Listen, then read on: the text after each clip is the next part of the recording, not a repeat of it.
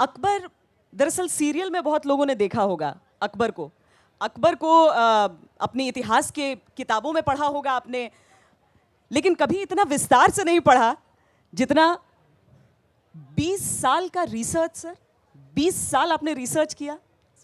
जी, लगभग 20 साल लग गए अकबर की छवि को समझने में, क्योंकि मैंने तय किया कि मैं अकबर को सबसे पहले वैसे समझूंगा जैसे अकबर के दौर में लोग समझ रहे थे। जो लोग अकबर को उतना करीब से देख रहे थे जितना करीब से हम और आप एक दूसरे को देख रहे हैं, उसके लिए मुझे मूल स्रोत का अध्ययन करना बहुत ज़रूरी था। जो लोग अकबर के बिल्कुल पास खड़े थे, वो अबुल फजल जिन्होंने अकबरनामा लिखा, मुल्ला बदायूनी जिन्होंने अपनी किताब लिखी, वो चित्रकार जिन्होंने छवि बनाई अकबर की, उन सबको पढ़ने में, समझने में इतना वक्त लग गया। क्या ऐसी बातें आपने पाई जो अकबर हम जो एक छिछले एक सतही तौर पर जिस अकबर द ग्रेट इतिहास की किताबों में यही चैप्टर का नाम होता था या सब हेडर होता था, उसी में जो 4-5 लाइनें होती थी या 2 पैराग्राफ लिखे होते थे, उसे पढ़कर अकबर को समझते थे। अब जब हम जोधा अकबर जैसी फिल्म देखते हैं या जोधा अकबर जैसा सीरियल देखते हैं, इन सब के बीच असली अकबर कौन है?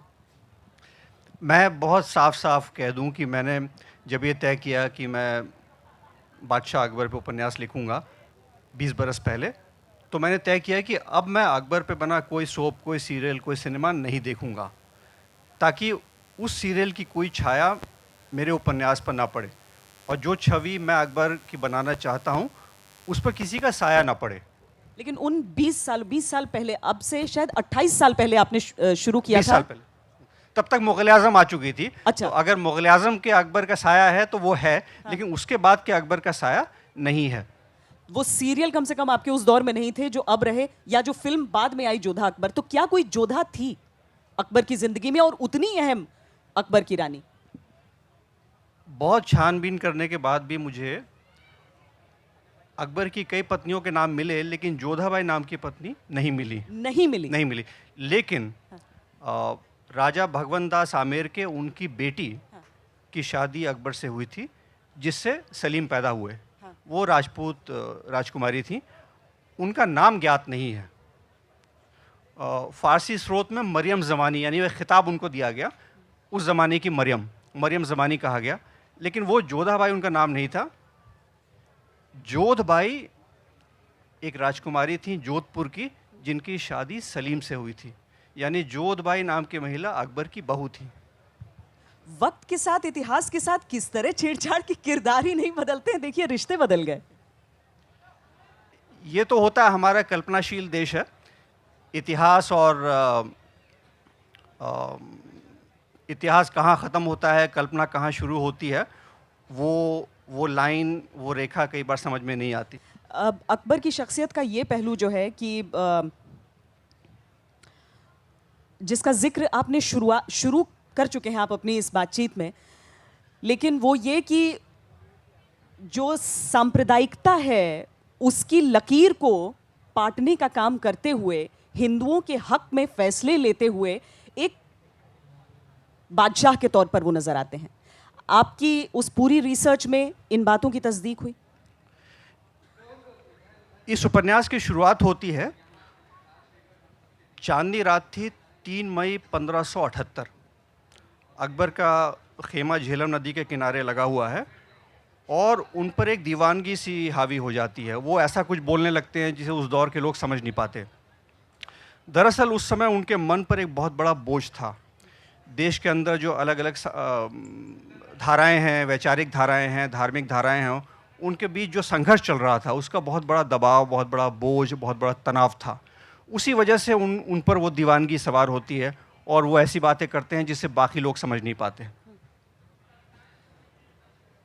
जिस रिसर्च का जिक्र आप कर रहे हैं, जिस अध्ययन की बात आप कर रहे हैं, जैसे हरम के दस्तावेज़ नहीं थे, यानी दस्तावेज़ों पर आधारित है, आप में आपकी बहुत सारी बातें जो इस किताब में हम पढ़ पाएंगे, वो रिसर्च हम पूछ सकते हैं आपसे?